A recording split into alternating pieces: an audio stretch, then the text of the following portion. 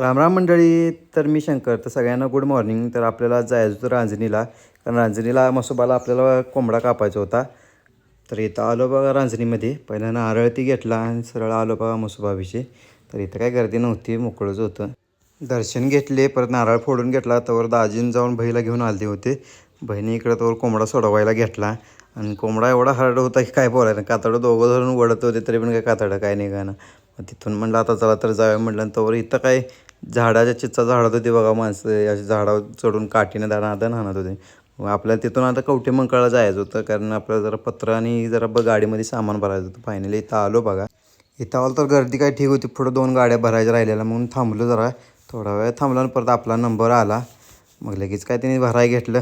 त्यात पत्र वगैरे टाकलं. मग सिमेंट पण थोडं टाकायचं होतं, मग सिमेंट पण घेतलं थोडं. पण वेळ पण झाला होता. मग आता इथून आपण घरीच जाणार आहे. तर आजचा ब्लॉग कसा वाटला नक्की कमेंट करून सांगा. थँक्यू.